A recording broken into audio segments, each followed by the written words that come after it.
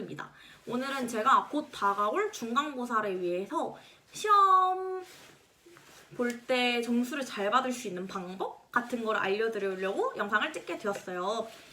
일단 저는 행정학과에 지금 재학 중이고요. 저희 과 특성상 다른 문과 학생들도 그렇겠지만 논술형 시험이 되게 많아요. 그래서 거의 다 이제 논술형 시험으로 시험을 보는데 논술형 시험을 어떻게 하면 고득점을 받을 수 있는지를 알려드리려고 합니다. 이거는 제가 2학년 때 들었던 한 수업의 예시를 들어서 오늘 이 영상을 진행을 할 건데요. 그 수업 같은 경우는 교수님이 논술형 시험을 워낙 좋아하셔가지고 중간고사, 기말고사를 둘 다 논술형 시험으로 보셨었고 저는 A+를 받았습니다. 제가 전공 학점이 그래도 높은 편이거든요. 그래서 여러분들한테 꼭 도움이 되셨으면 좋겠어요.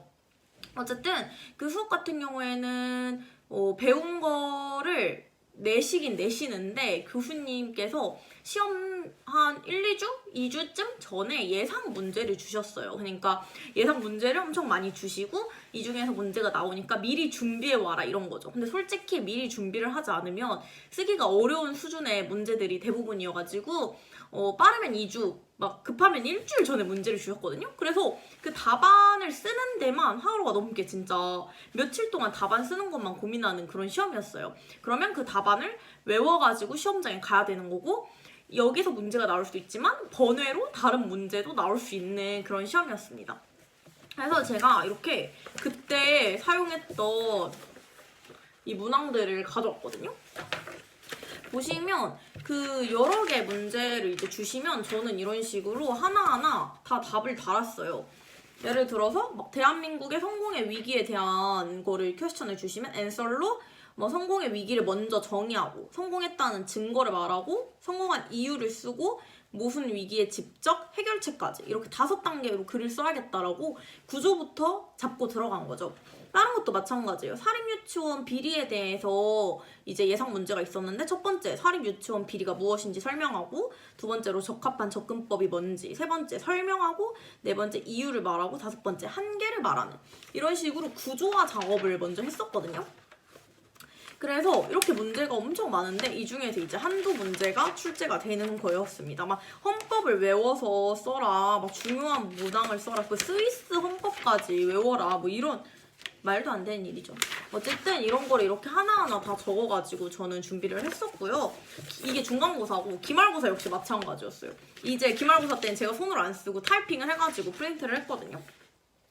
대한민국 정부의 행동 양식을 가늠하는 데 있어서 관료정치 이론의 유용성은 무엇이고 어떠한 한계가 있는가 이러면 제가 이제 쑥 쓰는 거 관료정치 이론이 뭐고 부처별로 정책 선호와 입장이 다른 이유를 말하고 갈등의 조정 방식과 효과, 조정 단계, 구체적 단계 이렇게 구조화를 일단 하는 게 가장 중요했던 것 같아요. 그래서 결론적으로 이제 말씀을 드리자면 가장 중요한 첫 번째는 구조화입니다. 문제를 처음에 받았을 때 바로 글을 쓰는 게 아니라 논술형 같은 경우에는 어떤 식으로 흐름을 끌고 갈 건지를 써주셔야 돼요.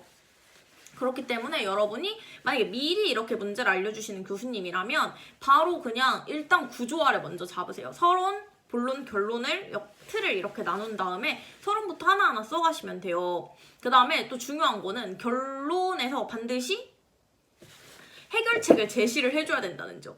대부분 교수님들은 해결책을 제시하는 것을 좋아합니다.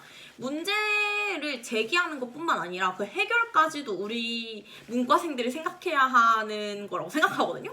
그래서 해결책이 뭐든지 간에 일단 머릿속에서 나오는 건 가장 좋고 몰라도 인터넷을 최대한 검색하셔가지고 좀 더 창의적인 해결책을 제시를 해주시는 게 좋아요. 그래서 제가 쓴 답안지를 공개를 일단 해보도록 하겠습니다.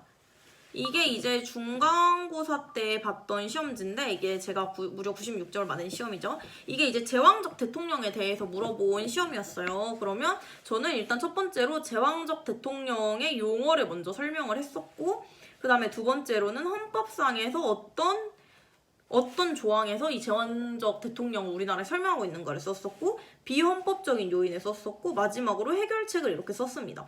해결책을 저는 진짜 되게 많이 썼어요. 이게 또 중요한 점인데 해결책이 긴 게 좋아요.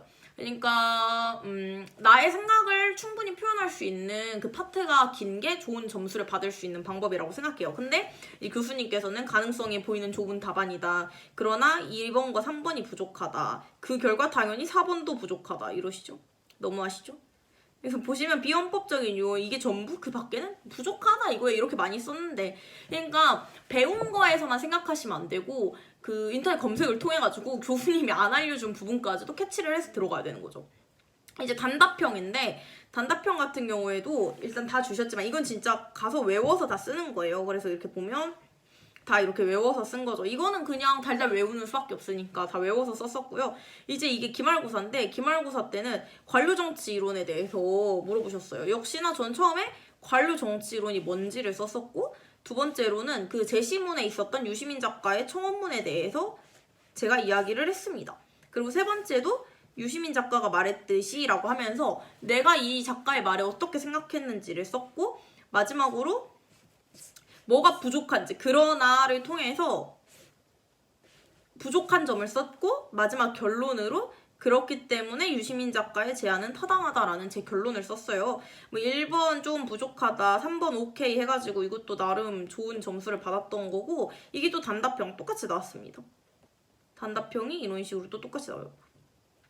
그래서 제가 일단 말하고 싶은 거는, 이런 논술형 시험을 준비하실 때 여러분은 당황을 하시지 마시고, 첫 번째로 문제 본질, 뭘 묻고 싶은지를 파악하시고, 두 번째로는 구조화 작업, 서론본론 결론에 내가 어떤 내용을 쓰고 싶은지를 쓰시면 돼요.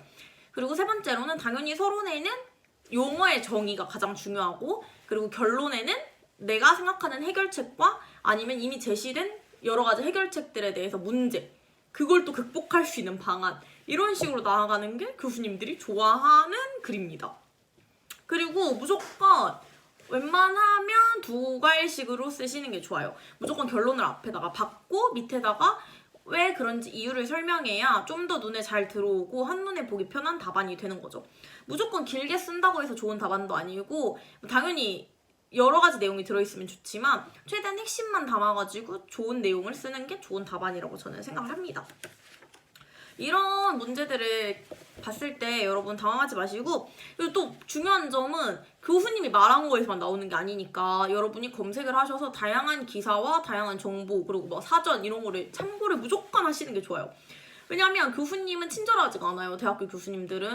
그래서 자기들이 잘 안 가르쳐줬는데도 시험에 내버려. 어이가 없죠?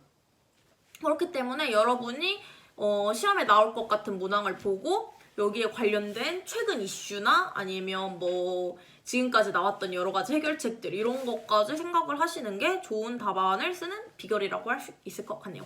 저는 그래서 이렇게 다 답안을 작성을 한 다음에 어떤 문제가 나올지 모르니까 다 외워야 되잖아요. 근데 이걸 솔직히 말해서 통으로 외우는 거는 불가능해요. 그래서 첫 번째 보여드렸던 것처럼 이렇게 구조화를 시켜서 여기는 뭘 쓰고 뭘 쓰고 뭘 쓰고 이것만 외워서 들어갔어요. 그리고 나머지는 계속 많이 읽어가지고 내 머릿속에 있는 지식을 그냥 쓰는 걸로.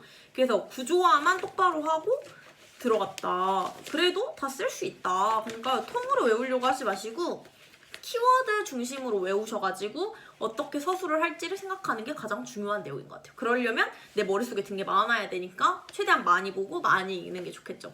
그리고 추가적으로 또 드리고 싶은 팁은, 해결책을 쓴다거나 뭔가 새로운 방안을 제시하고 싶을 때 최근 사회적 이슈와 연결시키면 좋아요. 막 요새 이런 것들이 문제로 드러나고 있는데 이것과 연결해서 이런 식으로, 이런 걸 되게 좋아합니다. 최근에 나왔던 이슈, 이런 거를 굉장히 좋아하기 때문에 여러분이 그게 내가 지금 이 문제에 관심이 있다, 이런 걸 보여주는 거거든요.